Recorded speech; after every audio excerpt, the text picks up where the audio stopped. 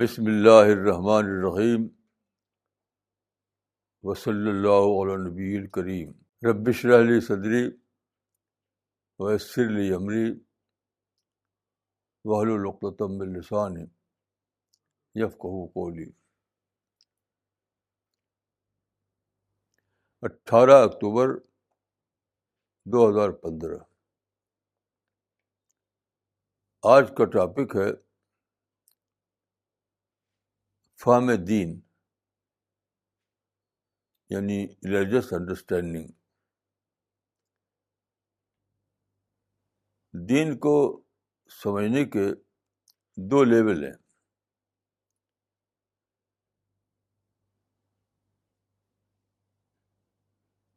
دو level کا ذکر خود حدیث میں موجود ہے، لکل حد مطلع۔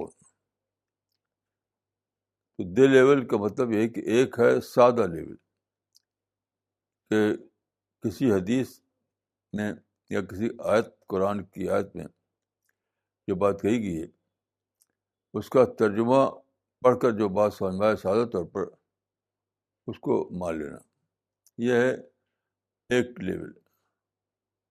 دوسرا لیول یہ ہے کہ اس کو سوچنا، اس کو تدبر کرنا، اور پھر اس کی ڈیپ میننگ تک پہنچنا، یہ دوسرا لیول ہے۔ تو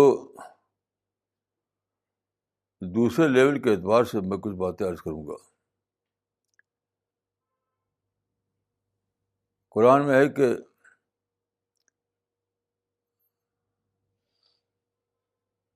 قل لہم فی انفسہم قولا بلیغا، مجھ سے کہو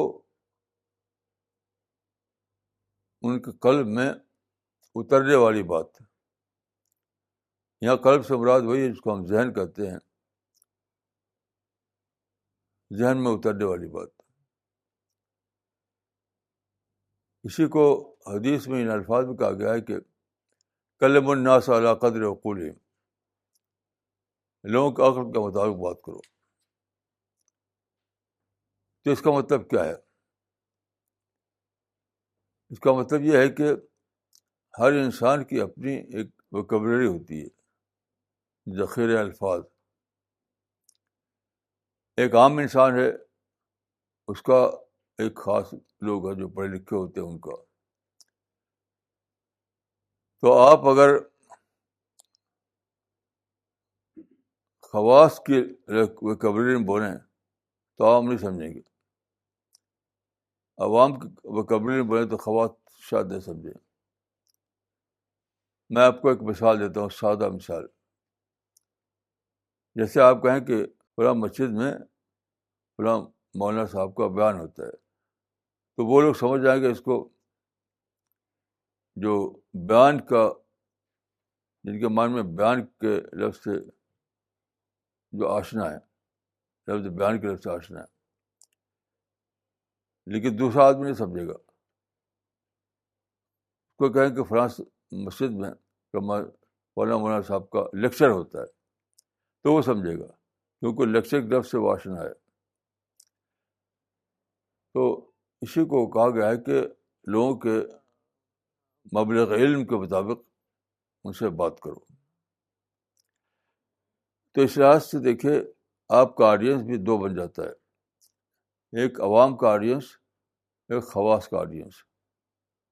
تو جو آڈینس عوام کو متاثر کرتا ہے وہ خواص کو نہیں کرے گا، جو خواص کو متاثر کرتا ہے وہ عوام کو نہیں کرے گا۔ تو میں سمجھتا ہوں کہ جو لوگ پڑھے لکھے ہیں،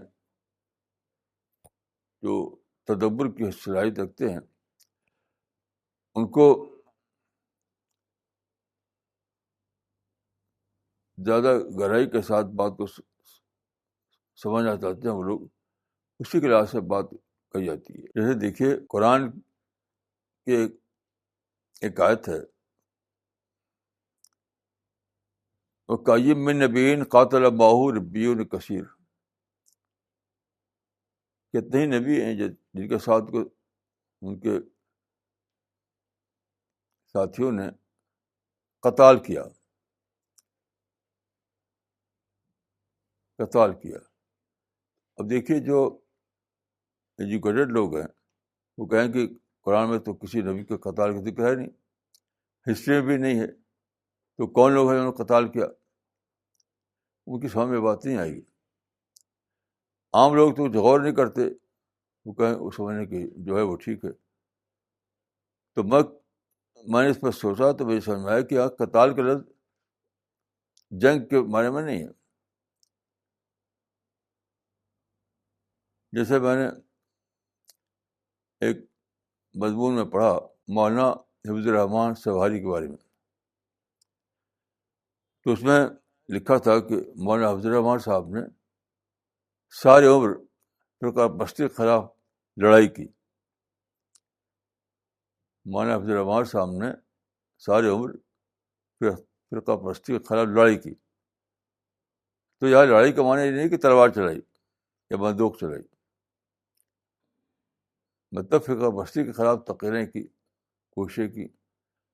تو ہر زبان میں ایسا ہوتا ہے کہ کسی چیز کو زیادہ زور دینے کے لیے کوئی لفظ استعمال کر لیا جاتا ہے. تو یہ کہنا کہ فرقہ پرستی کے ساتھ فرقہ پرستی کے خلاف انہوں نے لڑائی کی, یہ اس پہ زور دینے کے لیے ہے. یہاں لڑائی کا لفظ زور دینے کے لیے, ایمفیسائز کرنے کے لیے. اسی طرح سے قرآن میں جو ہے کہ نبی کے ساتھیوں نے قتال کیا, تو یہاں مطلب قتال کے معنی لڑائی نہیں ہے, جنگ نہیں ہے. مطلب جو دعوتی کام, دعوت کا جو مشن تھا پیغمبر کا, اس مشن میں بھرپور حصہ لیا. تو یہ یہاں دعوت کے پیسفل مشن کی بات ہے, کسی لڑائی کے میدان کی بات نہیں ہے.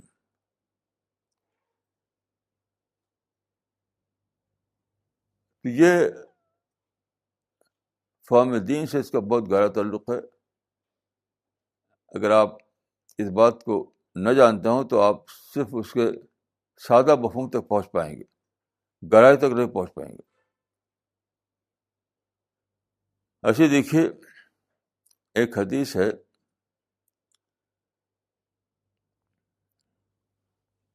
ذاق طعم الایمان من رضی باللہ ربا وبمحمد رسول وبالاسلام دینا. ایمان کا مزہ چکھا اس شخص نے جو راضی ہو گیا اللہ پر کو رب مان کر, اور اسلام کو اپنا دین مان کر, اور محمد کو اپنا رسول مان کر. یہاں پہ دیکھیے راضی ہونے سے اس کو ذائقہ ملا, اس کا مطلب کیا ہے؟ تو عام آدمی زیادہ سوچے گا نہیں, وہ ٹھیک سمجھ لے گا بس. لیکن جو پڑھا لکھا آدمی وہ سوچے گا کہ راضی ہونے سے ذائقہ کیسے مل گیا. تو دیکھیے یہاں ان لفظوں کو بالکل لٹرل سینس میں نہ لیجیے, بالکل اس پر غور کیجیے.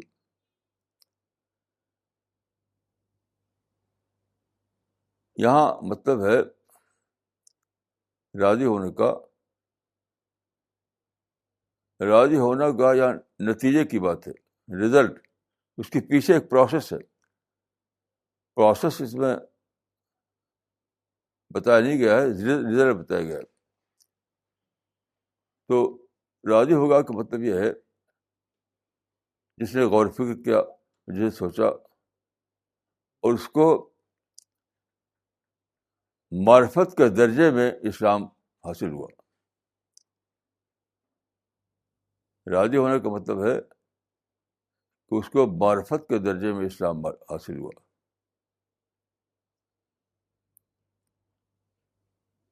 تو یہ جو اسلام ہوتا ہے معرفت کا درجے والا اسلام, اس میں انٹلیکچوئل لیول پر بہت زبردست ایک جوائے ملتا ہے, ایک ایسی چیز ملتی ہے جس کو لفظوں میں بیان کرنا مشکل ہے. تو اس کا مطلب ہے اس حدیث کا کہ وہ لوگ جو تدبر کریں, غور فکر کریں, جو سبق لیں, تو ان کو معرفت کے درجے کا دین ملے گا. یعنی اللہ کو رب العالمین جب مانیں گے تو وہ معرفت کے درجے کو ماننا ہوگا. صرف عقیدے کے درجے کو ماننا نہیں. ایک ہے عقیدے کی طرف مان لینا, عقیدہ. ایک ہے معرفت درجے ماننا. تو عقیدے کے درجے پر جب مانتے ہیں آپ تو اس میں ذائقہ نہیں شامل ہوتا, لیکن جب آپ معرفت درجے مانیں گے تو اس میں ذائقہ شامل ہو جائے گا. تو اللہ کو ماننا, دین کو ماننا, رسول کو ماننا جب یہ معرفت درجے میں ہوگا تو اس میں ایک انٹلیکچوئل لیول پر آپ کو ایک بہت زبردست قسم کا ایک ذائقہ کہیے یا کوئی اور لفظ کہیے وہ حاصل ہوگا. تو یہاں پر جو بات کہی گئی ہے وہ الفاظ تو استعمال ہوئے ہیں کہ جو راضی ہو گیا, لیکن راضی ہوا کیسے؟ ایک پروسیس چلا اس کے ذہن میں, سوچنے کا, تدبر کا, ہر چیز سے سبق لینے کا. اس پروسیس کا کلمیشن تھا ایک یقین آیا اس کو, وہ راضی ہو گیا اس پر. تو اسی کو میں کہتا ہوں کہ معرفت کے درجے میں دین کو پانا. تو یہ سارے ہی معاملات میں ہے. ایسے ہی آج میں سوچ رہا تھا کہ قرآن میں ہے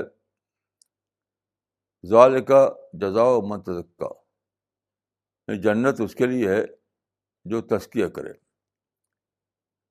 تو اس کا مطلب لوگ یہ سمجھتے ہیں کہ یہاں تزکیہ کیا, وہاں جنت کا گھر مل گیا جہاں ہو رہے ہیں اور جہاں میوے ہیں. لیکن یہ جو میں نے کہا کہ یہ عوام کے درجے کا فارم ہے, یہ خواص کے درجے کا نہیں ہے. اس کی وجہ کیا ہے؟ جو تعلیم یافتہ لوگ ہوتے ہیں ان کی جو ویکیبلری ہوتی ہے وہ ڈفرینٹ ہوتی ہے. کہ وہ زندگی میں دیکھتے ہیں کہ ہم کو کوئی پوزیشن ملی ہے, اس سے پہلے ہم نے یونیورسٹی میں پڑھا, کالج میں پڑھا, اپنی ٹریننگ کرائی, تو پھر ہم کو ایسا ہوا. تو ٹریننگ کا رزلٹ ہوتا ہے وہ جو پوزیشن ملی ہے. تو یہ جو کہا جاتا ہے کہ دنیا میں عمل, آخرت میں جزا, یہ ویکیبلری ان کی نہیں ہے. ان کی ویکیبلری دوسری ہے کہ پہلے ٹریننگ اور پھر پوزیشن. تو مجھے سمجھ آیا کہ یہ جو آیت ہے اس کا مطلب یہ ہے کہ دنیا جو ہے آپ کے لیے یہاں آپ نے پریپریشن کرنے کی جگہ ہے, رول پلے کرنے کی جگہ نہیں ہے. جزا کا معنی ہے رول پلے کرنا. یہاں ایک سچا مومن مختلف مراحل سے گزرتا ہے, مصیبت سے آرام سے, کبھی آرام, کبھی خوشی, کبھی مصیبت, کبھی تکلیف. یہ سارا پروسیس جس کو ہم کہتے ہیں کہ امتحان کا پروسیس, تو اس میں اس کی ایک پرسنالٹی بنتی ہے, اس سے ایک پرسنالٹی بنتی ہے. تو وہ اس کو میں کہوں گا کہ وہ تربیت کا مرحلہ ہے, ٹریننگ کا مرحلہ ہے. اس ٹریننگ سے گزر کر کے پھر وہ دور آتا ہے جہاں جنت ہے, تو وہاں اس کو ایک رول ملے گا. اس ٹریننگ کی بنا پر ان کو ایک رول ملے گا. تو وہ ایک آئیڈیل دنیا ہے, پرفیکٹ دنیا ہے. اس کے لحاظ سے وہی آدمی جو دنیا میں اپنے کمپیٹنس ثابت کرے اسی کو وہاں رول ملے گا. تو دنیا کا ٹریننگ کی جگہ ہے اور آخرت جو ہے وہ ٹریننگ کے مطابق رول پلے کرنے کی جگہ. اس طرح سے دیکھیے حدیث میں ہے کہ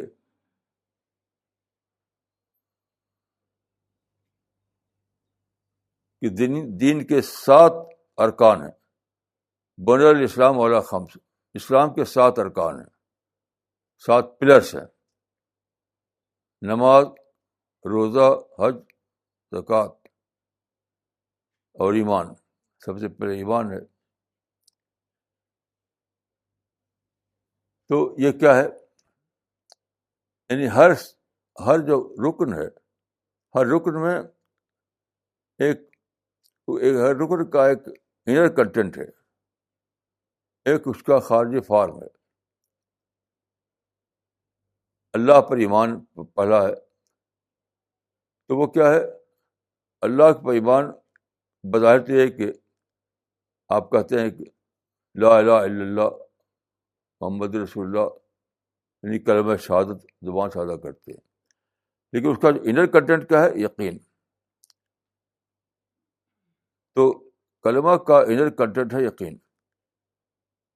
بظاہر تو کچھ الفاظ کو دہرانا ہے. ایسی نماز ہے، نماز کا انر کنٹینٹ کیا ہے؟ ماڈسٹی. بظاہر تو ایک اس کا ایک فارم ہے، اس کو آپ نے ادا کر دیا 5 وقت، لیکن اس کا انر کنٹینٹ جو ہے وہ ہے ماڈسٹی. تو یقین، ماڈسٹی. اس طرح سے دیکھیے روزہ کیا ہے؟ روزہ کیا ہے؟ Self control. روزہ کا انر کنٹینٹ ہے سیلف کنٹرول. بظاہر ہے کہ آپ نے محدود وقت کے لیے کھانا چھوڑ دیا، پانی چھوڑ دیا، لیکن اس کا جو انر کنٹینٹ ہے وہ ہے سیلف کنٹرول، سیلف ڈسپلن. ایسے زکوٰۃ جو ہے بظاہر ہے کہ آپ نے کچھ مال دے دیا، اس کا بھی ایک انر کنٹینٹ ہے، وہ ہے گیونگ اسپرٹ. آپ نے اندر گیونگ اسپرٹ پیدا کی. تو ایک ہوتا وہ انسان جو ٹیکر ہوتا ہے، لینا لینا لینا. ایک ہوتا گیور ہوتا ہے، دینا دینا دینا. تو زکوٰۃ آپ کے اندر گیونگ اسپرٹ پیدا کرنے کے لیے. ایسے حج جو ہے، حج کیا ہے؟ حج جو ہے یونٹی، اتحاد. جب بہت سے لوگ اکٹھا ہوتے ہیں تو آپس میں اختلاف پیدا ہوتا ہے. ابھی آپ نے سنا کہ حج میں گئے کچھ لوگ اور بھگدڑ ہوئی تو اس میں بہت سارا لوگ دب کو بھر گئے. تو صرف ان کے اندر یعنی وہ اسپرٹ نہیں تھی، اتحاد والی اسپرٹ. بس اپنے ہی کو جانتے تھے وہ. تو اس معنی کہ یہ 5 جو ارکان ہیں وہ 5 اسپرٹ پیدا کرنے کے لیے ہیں. یعنی یقین کی اسپرٹ، ماڈسٹی کی اسپرٹ، اور سیلف کنٹرول کی اسپرٹ، اور گیونگ کی اسپرٹ، اور اتحاد کی اسپرٹ. اس سے جو پرسنالٹی بنتی ہے اسی کو میں ٹریننگ کہتا ہوں. اس میں جو ٹرینڈ ہو کر کے یہ 5 آئٹم جو ہے اس کے دوران ٹرینڈ ہو کر کے ایک پرسنالٹی بنتی ہے جس کے اندر 5 صفت ہوتی ہے. اس انسان کو موقع ملے گا کہ اپنا رول کر سکے آخرت میں. وہاں بھی سب کچھ ہوگا. قرآن میں جو ہے کہ وہ تو بھی متشابہ کہ جنت دنیا کے ملتی جلتی ہوگی. اس کا معنی ہے کہ لوگ سمجھتے ہیں کہ بس وہاں کا میوہ جو ہے انڈیا دنیا جیسا میوہ ہوگا. مثلا سیب ہے تو ویسے دنیا میں سیب تھا. یہ مطلب نہیں ہے اس کا، بلکہ اپنی ایکٹیویٹیز کے لحاظ سے وہ ایسی ہی وہ دنیا ہوگی. ایکٹیویٹیز کے اعتبار سے یہاں ہم سفر کرتے ہیں وہاں بھی سفر ہوگا. یہاں آپ کانفرنس اور سیمینار کرتے ہیں وہاں بھی کانفرنس سیمینار ہوگا. یہاں آپ کتاب لکھتے ہیں وہاں بھی کتاب لکھے گی. یہاں پہ آپ میگزین چھاپتے ہیں وہاں بھی ایسا ہوگا. تو دنیا کی جو ایکٹیویٹیز ہیں اس ویسی ایکٹیویٹیز وہاں بھی ہوں گی. یہ مطلب ہے. تو وہاں کی ایکٹیویٹیز کے لیے جو ٹریننگ درکار ہے، جو ٹریننگ تربیت وہ یہاں کی جاتی ہے. یہ ہے تزکیہ. ذالک جزاء من تزکیٰ. یعنی وہاں جو دوسری دنیا ہے، جو پرفیکٹ دنیا ہے، آئیڈل دنیا ہے، وہاں کی جو ایکٹیویٹیز ہیں، وہاں کی سرگرمیاں ہیں، وہاں کی زندگی کے طریقے ہیں، یہ وہاں کے جو سوشل ویلوز ہیں، اس کے لحاظ سے دنیا میں سے اپنے کو ٹرینڈ کیا، وہ وہاں جگہ پائے گا، اور پھر وہاں جو رول ادا کرنا ہے وہ کر پائے گا. جیسے کل میں ریڈیو پر ایک ایک ہندی کے ایک ہندی کے لیکھک ہیں، یعنی ہندی کے ایک رائٹر، اس کا انٹرویو سنا تھا کل. تو اس انٹرویو میں انٹرویور نے سوال کیا کہ جو ہندی کے رائٹرس ہیں وہ رائٹنگ کے ساتھ کچھ اور بھی کام کرتے ہیں، ایسا کیوں ہے؟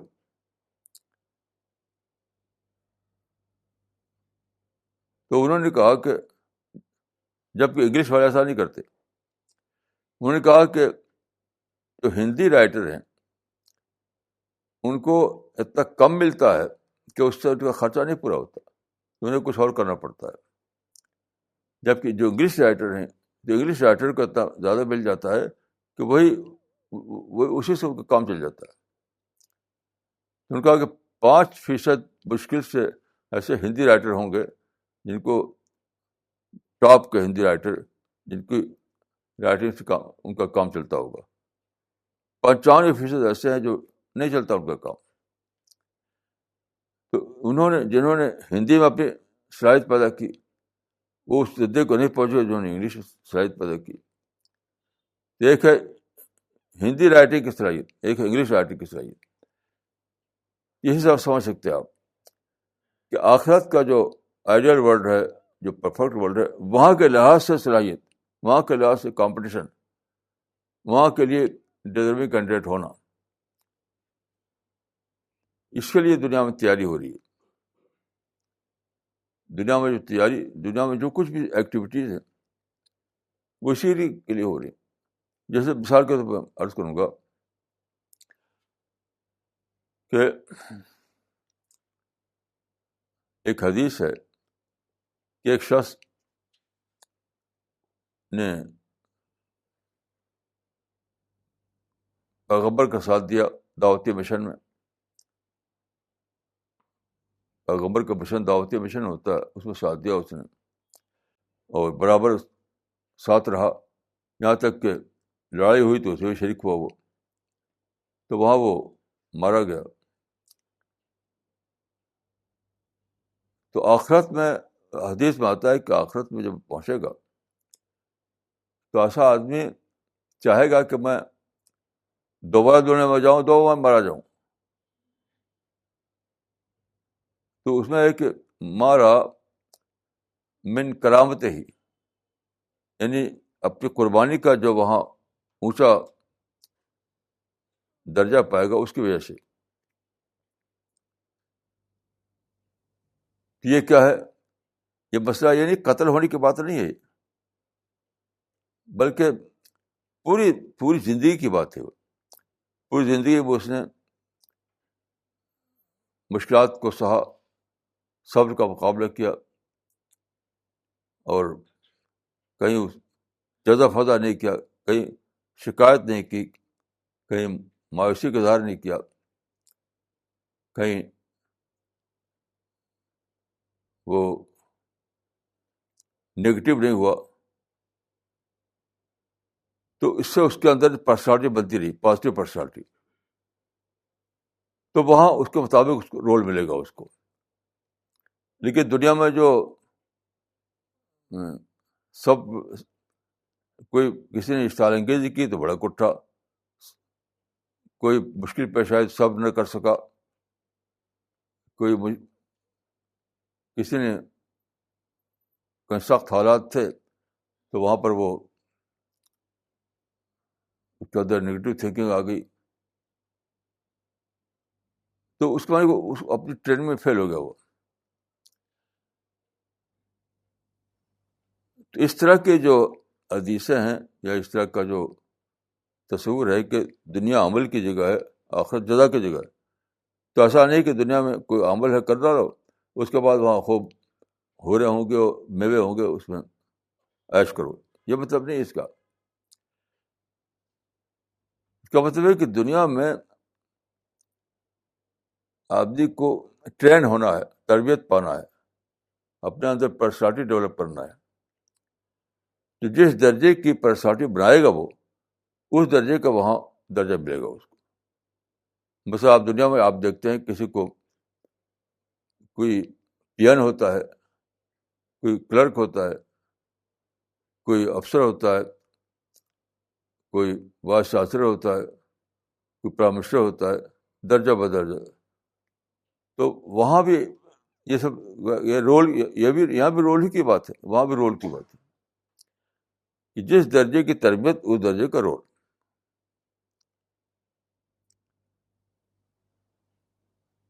جس درجے کی تربیت اس درجے کا رول.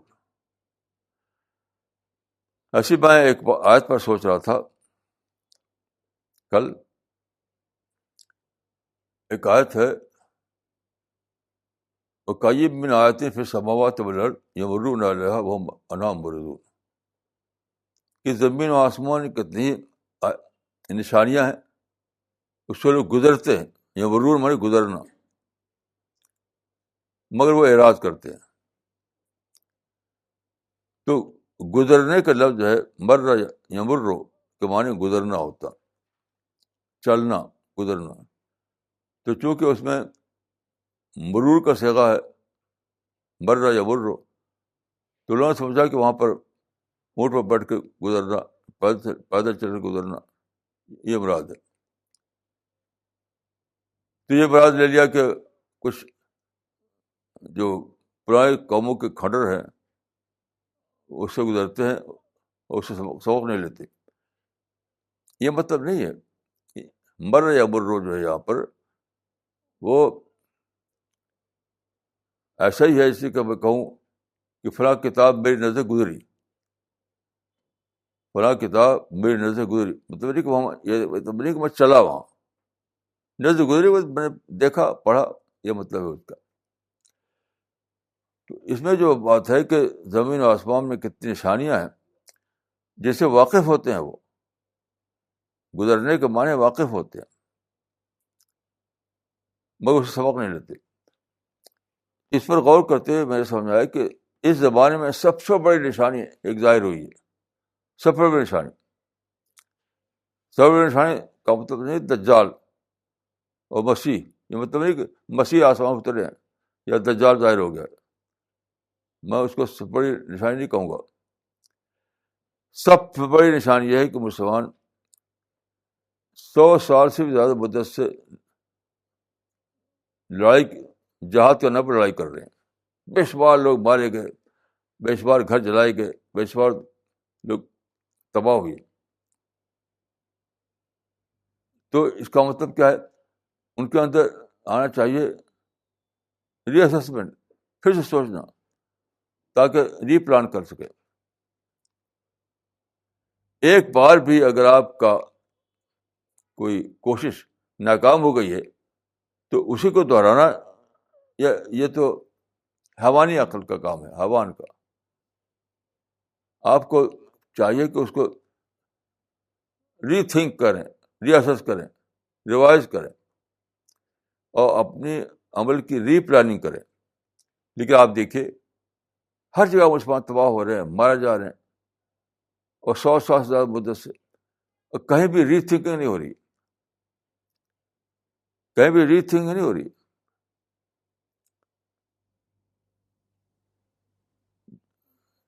یعنی ہر روز آپ اگر آپ ٹی وی دیکھتے ہیں تو وہاں سنتے ہوں گے، حتیٰ کہ مثال کے طور پر جو یہ خبر آئی کہ سینکڑوں کی تعداد میں حاجی لوگ جو ہیں مر گئے. یعنی حاجیوں نے حاجیوں کے دباؤ کو مار ڈالا، بھگدڑ ہوئی، بھگدڑ میں کچل کے مر گئے. یہاں بھی ری تھنکنگ کی ضرورت ہے. اتنا بڑا واقعہ ہے کہ حج کرنے کے جاتے ہیں لوگ، ایک بہت بڑی مقدس جگہ عبادت، وہاں کیا کرتے ہیں کہ حاجی کچل کر مار ڈالتا ہے، بہت بڑی تعداد. ایسا بار بار ہوا ہے، لیکن ری تھنکنگ نہیں. تو میں اس پر سوچ رہا تھا تو مجھے سمجھ میں آیا کہ اس کا راز کیا ہے. یعنی کیوں حاجی حاجی کچلتا ہے، اس کا راز کیا ہے؟ اب جب ری تھنکنگ کریں گے آپ، تب آپ کو اپنی کمیوں کا پتہ چلے گا، اپنی غلطیوں کا پتہ چلے گا، اپنی ناقص پلاننگ کا پتہ چلے گا، تو پھر آپ ری پلاننگ کریں گے، یعنی دوبارہ نئے ڈھنگ سے اپنا مشورہ بنائیں گے۔ تو وجہ کیا ہے؟ وجہ ہے کہ عوام میں ایک غلط خیال پھیلا ہوا ہے، عوام میں ایک غلط خیال پھیلا ہوا ہے، جس کو کہتے ہیں رم جمار،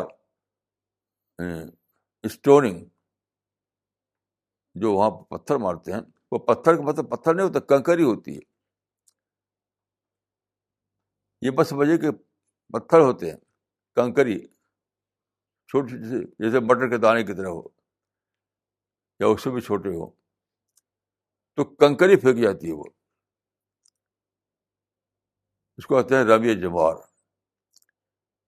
تو لوگ سمجھتے ہیں کہ وہ وہاں پر جو ہے وہ شیطان ہے، اور جب اس کو ہٹ کریں گے تب ہم کو ثواب ملے گا، یعنی ہماری کنکری جو جا کے اس کو ہٹ کرے گی تب ہم کو رب جمال کا ثواب ملے گا۔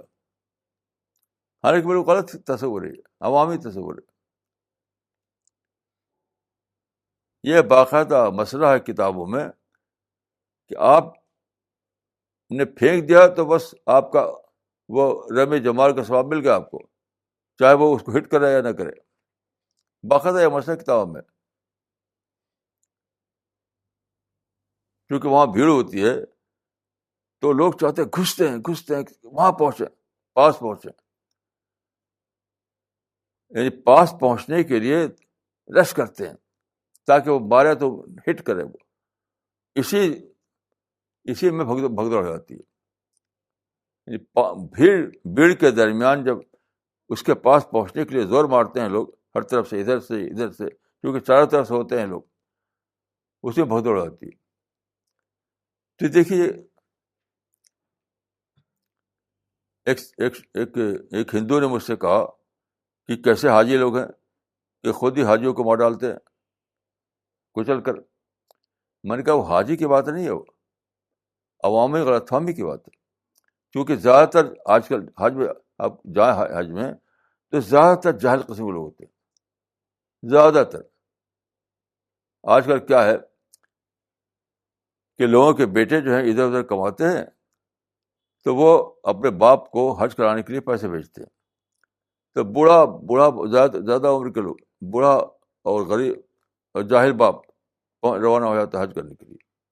اب اس کے دماغ میں یہ بسا ہوا ہے کہ میری کنکری کو اس کو ہٹ کرنا چاہیے، حالانکہ یہ ہے ہی نہیں، وہ ہے سمبولک اسٹوننگ، وہ سمبولک اسٹوننگ ہے۔ اسٹون بھی پتھر نہیں ہوتا، وہ کنکری ہوتی ہے۔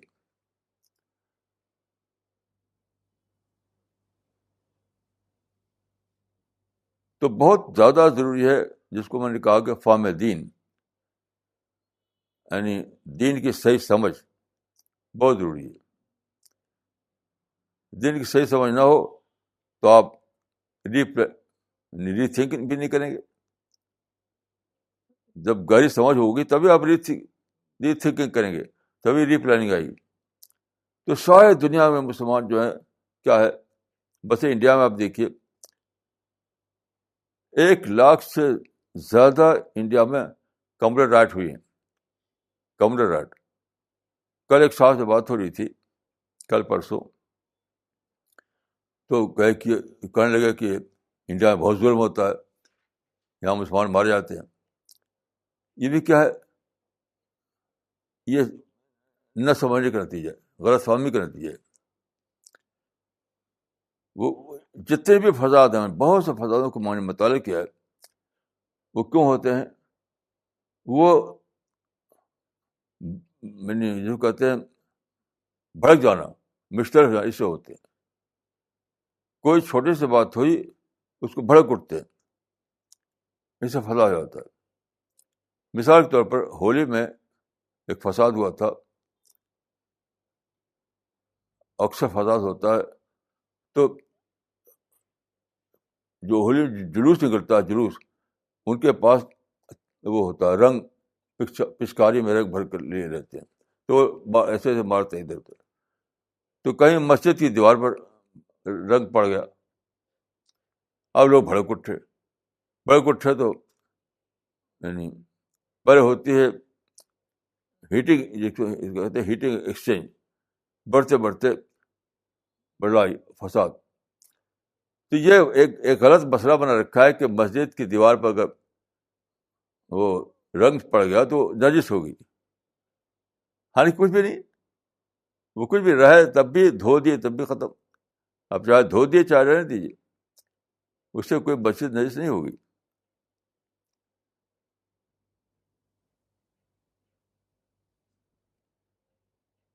تو جتنے بھی کمرل رائٹ انڈیا میں ہوئے ہیں وہ سب اسی لیے ہوئے ہیں کہ لوگ خود ساختہ مسئلے بنا رکھے ہیں، جس طرح حج میں مسئلہ بنا رکھا ہے کہ بڑی کنکری کو جا کے ہٹ کرنا چاہیے. ایسی غلط مسئلے، اس غلط مسئلے کی وجہ سے مسلمان بھڑک اٹھتے ہیں تو فساد ہوتا ہے. مسئلہ بنا رکھا ہے کہ مسجد کے سامنے جلوس نکلے تو باجا نہیں بجنا چاہیے، اس سے مسجد کی بے ہوتی ہے. حالانکہ مسجد کی بربتی کا تصور ہی غلط ہے کہ باجا بجائے تو مسجد کی بربتی ہو جائے، تو آپ بھڑک اٹھے اور لگے فساد کرنے. اس طرح دیکھیے بار بار فساد ہوا ہے اس پر کہ رسول اللہ کی گستاخی.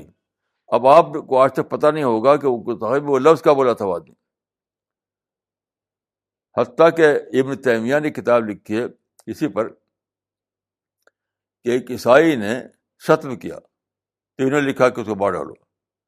خود ابن تیمیہ نے بھی نہیں بتایا کہ شتم کیا لفظ بولا تھا وہ.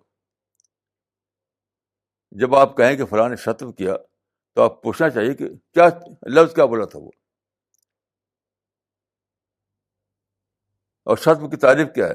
یہ سب غیر معلوم، بس ایک افواہ اڑے گی کہ شتم کیا ہے، اب لگے مارنے آپ. تو دین کو گہرائی کے ساتھ سمجھنا بہت ضروری ہے، ورنہ یہ سب ہوتا رہے گا. میں نے بہت لوگوں سے پوچھا جو شتم برداشت نہیں کر سکے، ہمارے رسول پر شتم کیا جائے تو برداشت نہیں کر سکتے.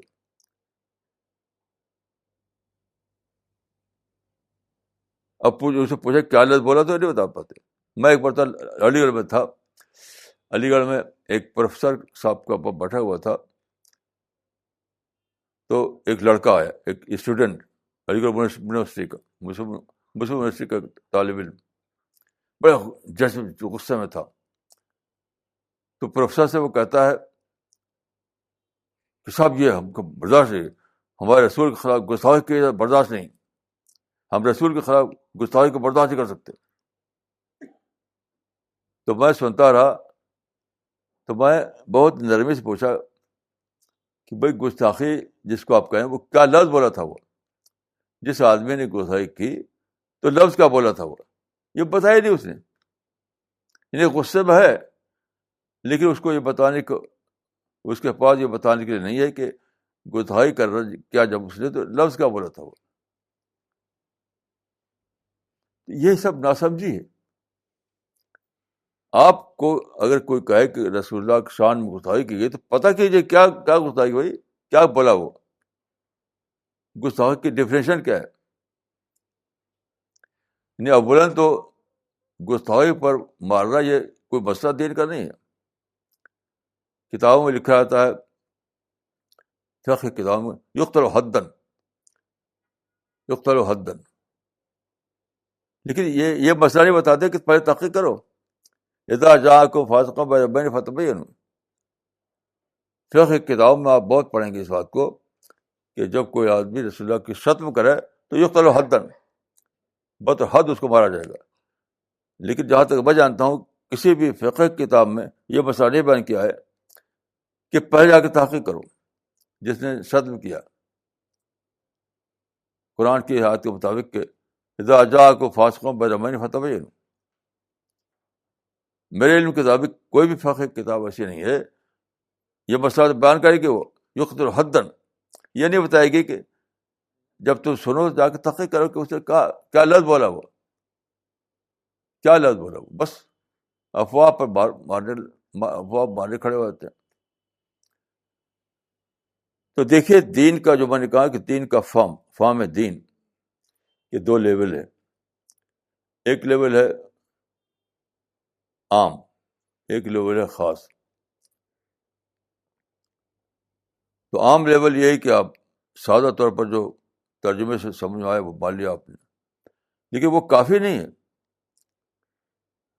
ضروری ہے کہ آپ کو گہرا دین کا گہرا فہم ہو،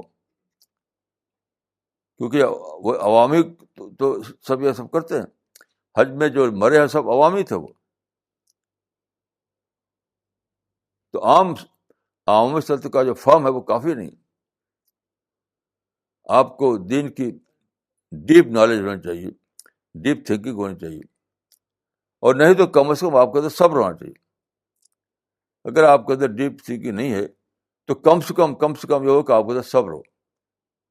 کہ کوئی کہے کہ رسول اللہ کی شان میں گستاخی ہوئی ہے تو آپ نہ بھڑکیں، صبر کر لیں.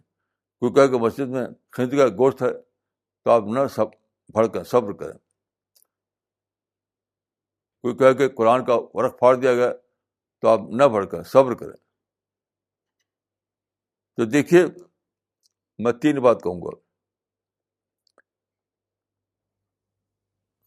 دین کے بارے میں سادہ فہم ہرگز کافی نہیں.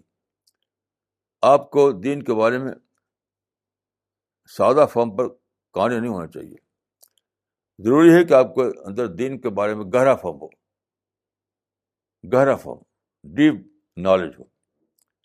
اچھا اگر آپ کے پاس نہیں ہے ایسا، آپ کہیں کہ میرے پاس ایسا ٹائم کہاں ہے، ٹائم نہیں ہے تو کم سے کم آپ کو اپنے اندر صبر پیدا کرنا چاہیے. اگر ٹائم ہے تو دین کا ڈیپ نالج حاصل کیجیے، گہرا فہم دین کا حاصل کیجیے.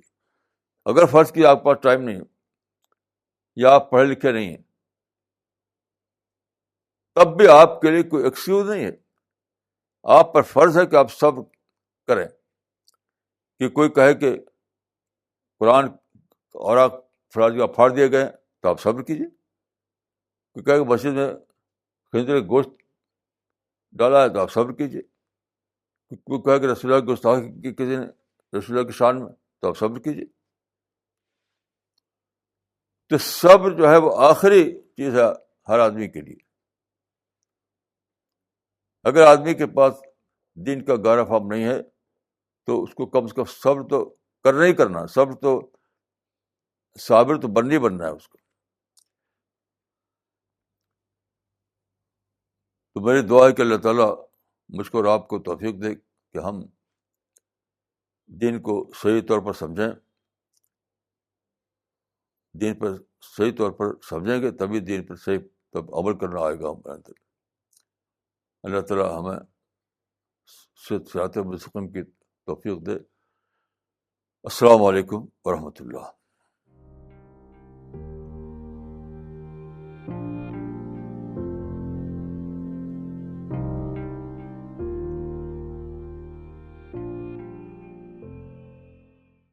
مولانا میرا ایک سوال یہ ہے کہ دین کی گہری سمجھ جو ہے، فہم دین جو ہے پبلک کے اندر تو نہیں آ سکتی ہیں، اور عام طور سے جو سانحات پیش آتے ہیں یا جو فساد ہوتے ہیں وہ پبلک ہی کرتی ہے.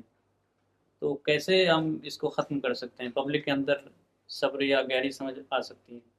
اس کا جواب تو دے دیا میں نے کہ اگر آپ کے پاس اتنا ٹائم نہیں ہے کہ آپ لائبریری میں جا کے مطالعہ کریں تو آپ سے کون منع کرتا کہ آپ صبر کریں؟ گھر میں آپ صبر کرتے ہی کرتے ہیں. ہر ماں ہر باپ گھر میں صبر کرتے ہی کرتے ہیں، نہیں تو گھر میں روز لڑائی ہو. تو کس نے آپ کو منع کیا ہے کہ آپ باہر بھی صبر کریں؟ یعنی گھر میں بچہ اگر چائے کی پیالی توڑ دے تو آپ صبر کر لیتے ہیں، اور باہر ذرا سے کوئی بات ہو جائے تو آپ وہاں لڑنے کھڑے ہوتے. یہ تو عذر نہیں ہے، یہ تو ڈبل کریکٹر ہے، یہ تو منافقت ہے. کہ گھر میں آپ صبر کرتے ہیں اور باہر کہتے ہیں میں صبر نہیں کرنے کو تیار ہوں، تو منافقت ہے. اور ان المنافقین فی الدرک الاسفل من النار. آپ غور کیجئے کہ کون انسان ہے جس کو صبر کرنا نہ آتا ہو؟ کون انسان ہے صبر کرنا آتا ہو؟ ہر آدمی کو آتا ہے. گھر میں ہر آدمی صبر کرتے ہی کرتا ہے. نہ کرے تو گھر اجڑ جائے.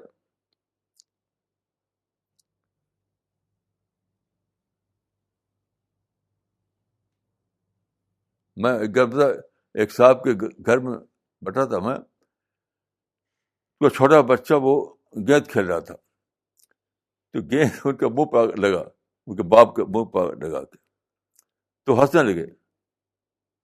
تو بچہ اگر پھینکے تو آپ کو منہ پر لگ جا کر کے تو آپ ہنسنے لگتے ہیں. اور روڈ پر اگر کوئی کہیں سے کوئی آ جائے کوئی کنکری تو آپ غصہ ہو جاتے. تو دیکھیے اگر کسی کے پاس گہرا علم نہیں ہے دین کا, تب بھی اس کے لیے کوئی عذر نہیں, کوئی ایکسکیوز نہیں. اس کو صبر کرنا چاہیے, صبر کرنا سیکھنا چاہیے. اس میں تو کوئی عذر نہیں ملنے. صبر وہ آخری شرط ہے جس کی ٹریننگ ہر آدمی کو گھر ہی میں دی جاتی ہے. گھر کا جو مدرسہ ہے وہی آپ کو بتا دیتا ہے کہ بھائی صبر کرو, انہیں گھر نہیں چلے گا. تو بار بھی ایسے رہی ہے. مولانا آج آپ نے جو حدیث میں ایک نئی بات بتائی ہے, وہ جو حدیث ہے کہ جو اسلام پر راضی ہوا تو اس کو ایمان کا ذائقہ ملے گا, تو آپ نے یہ کہا اس میں کہ معرفت کے درجے میں اسلام کو ڈسکور کرنا. تو یہ بالکل نئی بات ہے میرے لیے کہ آدمی جب ڈسکور کرے گا معرفت کے درجے میں تب اس کو ایمان کا ٹیسٹ ملے گا. یہاں پر دیکھیے, یہاں پر عذر چل سکتا ہے. یعنی آخرت میں کوئی یہ کہے کہ میں معرفت درجے کا اسلام جو ہے میرے بس میں نہیں تھا, کہ میں تو کم عقل تھا, جاہل تھا, یہ یہاں پر چل جائے گا. لیکن آپ جو مستحل ہو کر بڑھ کر کے فساد کرنے لگتے وہاں نہیں چلے گا. وہاں تو خدا کہے گا کہ تم سب تو کر سکتے تھے. تو دین کے معاملے میں اعلیٰ معرفت کوئی نہ حاصل کر سکے تو یہ عذر چل جائے گا. لیکن سماجی زندگی میں کوئی صبر نہ کرے تو عذر نہیں چلے گا, وہاں ضرور پکڑ ہوگی اس کی. کیونکہ گھر میں صبر کرتے ہی کرتا ہے. جیسے مجھے ایک واقعہ یاد آتا ہے, ذاتی واقعہ. میں ایک صاحب کے گھر پر, انہوں نے مجھے بلایا کھانے پر. میں تھا, کچھ اور لوگ تھے. تو ان کا ایک سرونٹ تھا, وہ کھانا لا رہا تھا. تو کھانا وہ لایا تو کوئی سالن تھا, کوئی شوربے دار سالن, ایسی اس کو بڑے برتن جو ہوتے ہیں جو کہتے ہیں قاب, اس میں لا رہا تھا. تو وہ ایسا ہوا کہ جب وہ گھر کے جو مالک تھے ان کے پاس پہنچا تھا, وہ گر گیا. تو سارا اسی کے سر میں گر گیا. گھر کے مالک جو تھے سارا شیروانی پڑے ہوئے تھے, سارا کچھ. تو مسکرا کر رہ گیا. وہ شاید سربر نہیں تھا, ان کا بیٹا ہی تھا شاید. ہاں, ان کا بیٹا تھا. اچھا, لیکن جب باہر کوئی کیچڑ ڈال دے مسجد کی دیوار پر, ہولی کا رنگ ڈال دے تو وہاں بھڑک اٹھتے. وہاں تو وہ نہیں بھڑکے, وہاں بھڑک اٹھتے ہیں. اسی کو میں کہتا ہوں کہ یہ بخشا یہ معاف نہیں ہوگا. مولانا ایک صبر سے ریلیٹڈ ہی ایک کوشچن ہے. ہماری بات ہو رہی تھی کسی سے, سی پی ایس ممبر سے, تو ان کے گھر میں بہت زبردست نقصان ہوا, چوری ہو گئی ان کے گھر پہ. تو ایسے حالات میں مولانا وہ کیسے مینیج کریں اپنے مائنڈ, کیونکہ مائنڈ تھوڑا ڈسٹرب ہو جاتا ہے. اب دیکھیے حادثات تو ہوتے رہتے ہیں. صحابہ کے زمانے میں حادثات ہوئے, تو اب اس کو تو کوئی بہت ہی زیادہ اچھی حکومت ہو جو تو شاید روک سکے. اب اس کا تو یہی ہے کہ آدمی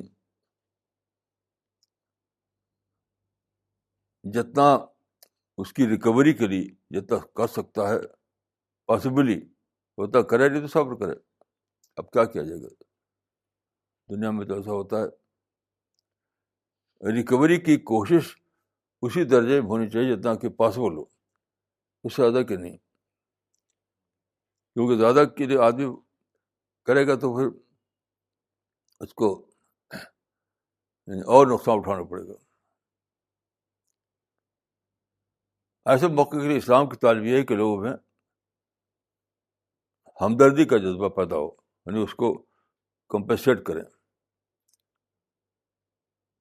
اب یہ سب ختم ہو گئی باتیں. ہمارے بچپن میں تھیں یہ سب باتیں کہ لوگوں کی تو ہمدردی پیدا ہوتی تھی.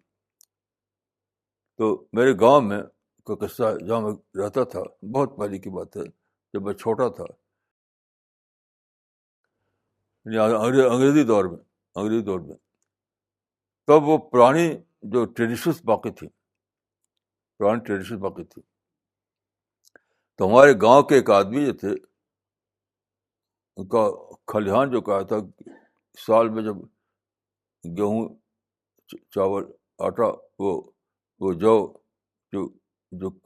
کٹائی ہوتی تھی تو کھلیہان میں جمع کیا جاتا تھا.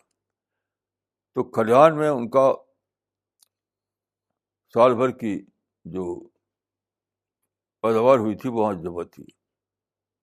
ایک دشمن کوئی تھا، ان کا کسی وجہ سے اسے آگ لگا دیا، تو پورا ان کا جو کھلیہان جل گیا. تو ان کے گھر میں گیا تھا اس کے بعد، تو بیچارے عورتیں بچے سب رو رہے تھے. لیکن اس کے بعد کیا ہوا، ہر طرف خبر جب پھیل گئی تو ان کے رشتے دار یا دور کے رشتے دار یا دوست نے غلہ بھیجنا شروع کیا. میں نے اپنی آنکھ سے دیکھا ہے، کوئی اونٹ پر آ رہا ہے، کوئی سری پر لا رہا ہے، کوئی کیسے لا رہا. غرضے کا اتنا غلہ آیا کہ جتنا ان کی جلا تھا اس سے زیادہ ان کا آ گیا، اس سے زیادہ آ گیا. یہ میری آنکھوں کی بات ہے. تو یہ اسلام میں یہ کہ لوگوں میں اتنی ہمدردی ہو، یہ ہمدردی تھی پہلے، اب ختم ہو گئی ہے. تو ہم لوگوں کو بجائے اس کے کہ لڑائی بار کریں، ہمدردی کے جذبہ لوگوں کے اندر پیدا کریں. کوئی غلہ لا رہا تھا اونٹ پر، کوئی بیل گاڑی پر، کوئی سر پر رکھ لا رہا تھا. غرضے کے جتنے دوست تھے، دوستوں کے دوست تھے، رشتے دار تھے، رشتے داروں کے رشتے دار تھے، سب نے بھیجنا شروع کیا. وہ زمانہ تھا، یعنی یہ زمانہ تھا مثلاً اب سے 80 سال پہلے کا زمانہ. 80 سال پہلے کا زمانہ تب ٹریڈیشن ختم باقی تھی اس زمانے میں. اب تو ٹریڈیشن ٹوٹ گئی سب. اب انسان صرف انٹرسٹ کو جانتا ہے، سیلف انٹرسٹ کے ساتھ کچھ نہیں جانتا. تو ہمیں مارل ویلیوز کو زندہ کرنا چاہیے، کیونکہ حادثات تو ختم نہیں ہوں گے. بہت اچھی حکومت ہو تب بھی حادثات ختم نہیں ہوں گے. تو اس کی شکل یہ کہ لوگوں کے اندر یعنی ہمدردی کا جذبہ پیدا ہو، اس ایک دوسرے سے لوگوں کو مدد ملتی رہے. تو مولانا وہ شخص اپنے اندر کیا احساس رکھے جس کے گھر میں چوری ہوئی ہے مولانا؟ کیونکہ ہمدردی تو جیسے آپ نے بتایا کہ آج کل ختم ہو گئی ہے، تو جس کے گھر میں نقصان ہوا ہے مولانا، وہ شخص کیسے اس سچویشن کو لے؟ مطلب وہ صبر کیا کہہ کے اپنے آپ سے کرے؟ اب جس گھر میں ہوا تھا وہ، تو وہاں میں گیا تھا ان کے گھر پر. تو بیچارے وہ لوگ سیدھے سادے لوگ تھے، مطلب مذہبی لوگ تھے. تو رو رہے تھے، باقی کچھ اور کوئی ریئیکشن نہیں دکھا انہوں نے، صرف رو رہے تھے. مرد بھی، عورتیں بھی، بچے بھی رو رہے تھے، کیونکہ سال بھر غلہ جل گیا تھا. تو بستا ہوں کہ کھونے والے کے اندر صبر اور دوسروں کے اندر ہمدردی، یہ پیدا کرنا چاہیے. حکومت کو بھی فرض ہے، حکومت پتہ کرے کس نے کیا ہے، اس کو سزا دے اس کو. یعنی حکومت کا رول ختم نہیں ہوتا، اس کو کلپریٹ کو پتہ کرے وہ اس کو سزا دے.